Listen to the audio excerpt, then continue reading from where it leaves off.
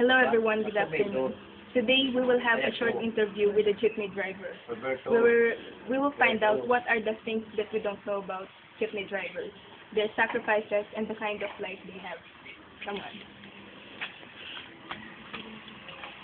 On my left is Mr. Bernie Pinlac, who is a jeepney driver and will be our interviewer. Good afternoon. Kumusta po kayo? Okay lang. Hindi po kayo kinakabahan. Hindi naman. Okay. Kung hindi po kayo kinakabahan, umpisa na po natin ang panay. Mang Bernie, gusto ko lang pong malaman kung paano kayo naging jeepney driver at bakit niyo pinili yung hanap buhay na ito. Sa totoo lang, hindi ko naman pinangarap na maging driver. Ito ay experience ko lang. Nakikita ko dahil siguro dahil sa gusto ko ring matuto na magmaneho. Una kasi nung bata pa ako, palaging sakay ko sa mga sasakyan ay parating front seat. Yung tinitignan ko yung mga ginagawa ng driver, kung anong kinakalikot niya, manubela, cambio, gas, preno. So, naisip ko, sabi ko, siguro matututo ako ng ganito, ng pagmamaneho. Ilang araw, mga ilang ano na yun, ilang taon, siguro mga 18 years old na ako noon. Nung maglakas loob akong kumawak ng manubela. Hindi pa ako lang nagtuturo sa akin. Saka, sabi ko nga, siguro kaya kong magmaneho. Yun. Baga, tinry ko. Baga yung inisip ko, kaya ko to. Kung paano ko kung paano ko marunong magmaneho.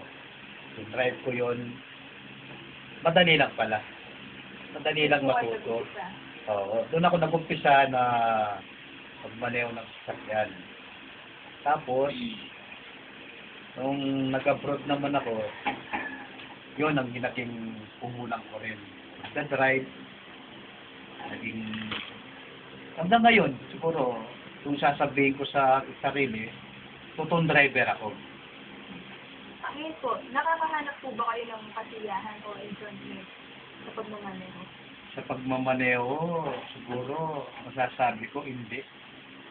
Kasi una, mahirap. Mahirap ang maging driver. Pero totoo lang, yung pag-drive, madaling makahanap ng trabaho eh. Marami kang makapasukan kung driver ka. Pero mahirap. Hindi mo masasabing masarap magmaneho. So, hindi po kayo nakakahanap ng kasiyahan doon? Hindi. Gaano po ba kahirap kung maging isang jeepney driver? Ang isang driver, sabihin ko sa iyo totoo, ang driver kasi, dalawa ang ibig sabihin ng driver at saka ang buhay mo. Una, pag tapak mo pa lang sa manubela, hindi mo alam kung anong mangyayari sa iyo. Ang aksidente, nandyan lang yan. Darating at darating yan. Pero, mahirap ang maging driver. Unang-una, lalo na kapag passenger jeep ang dala mo, una mong iniisip, kapakanan ng mga pasahero. Kapakanan mo, kapakanan ng pamilya mo. Yun ang unang-unang iniisip mo.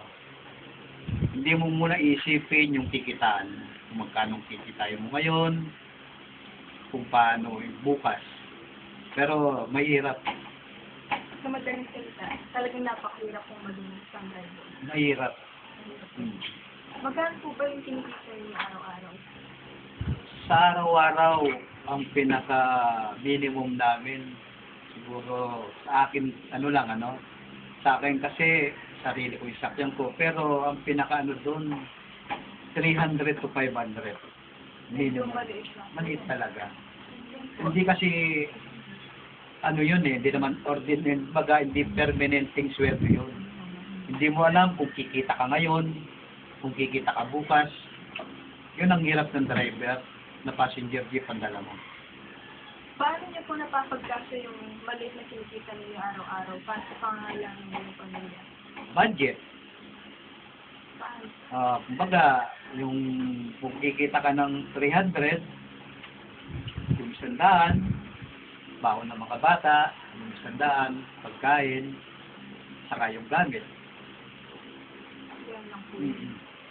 Yun po, kasasabi nyo lang, kung minsan, hindi po, ano tawag ba? Yung konti lang yung mga pasahero, kung minsan wala.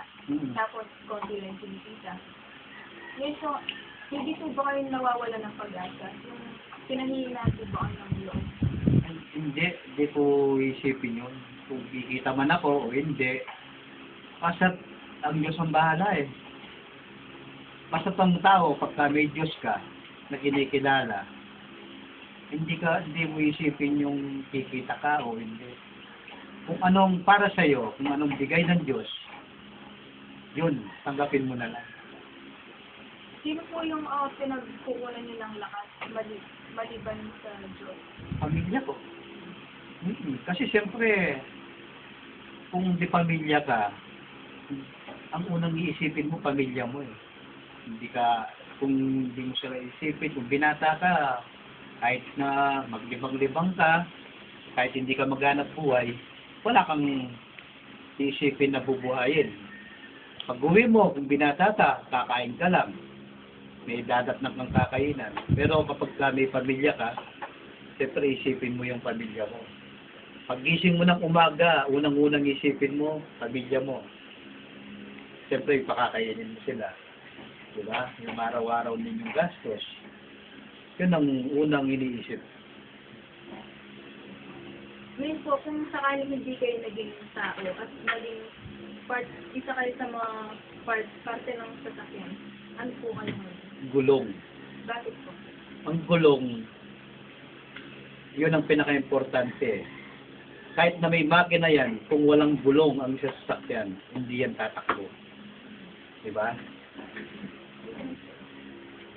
So, kung sakaling pala rin kayo na umasenso kayo sa pagmamaneho o kaya sa ibang paraan, ano po yung pinakatulong na maaari ninyong may pagkaloob sa kapwa ninyo driver? Ang may papayo ko lang siguro sa kanila, yung magsikap sila.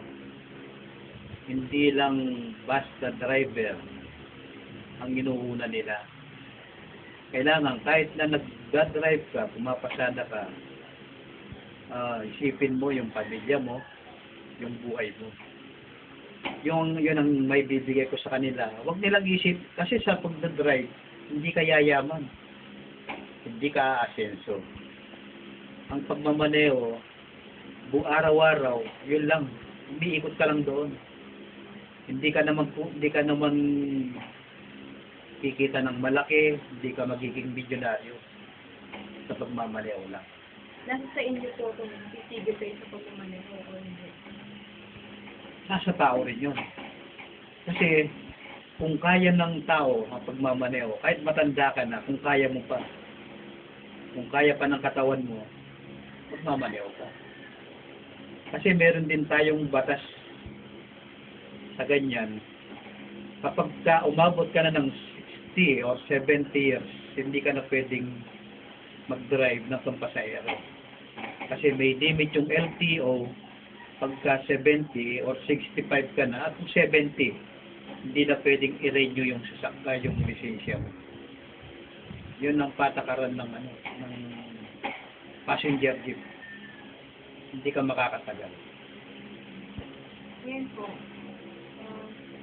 kung bibigyan po kayo ng pagkakataon para pumili ng inyong sarili mo, profession o ng hanap buhay, ano po yung pipiliin niyo?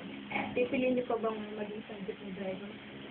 Ako, kung tutuusin, sa akin, hindi ko pinangarap ng maging jeepney driver.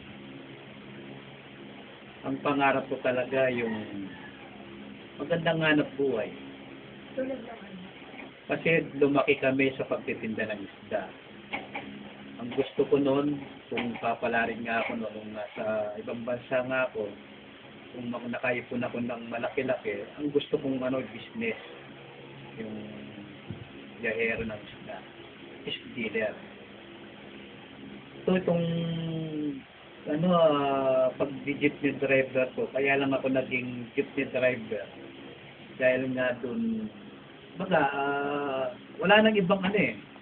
Wala nang ibang reason dahil may sasakyan naman ako. Ano yung kung sasakyan ko kung hindi ko ipapasada.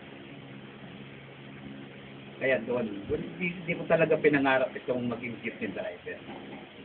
So, yung pag-business. Business talagang gusto ko.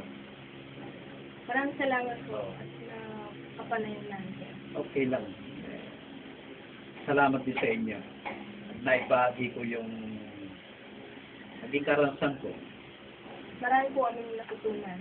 At saka yung buhay ng isang jeepney driver. Maraming salamat. Thank you.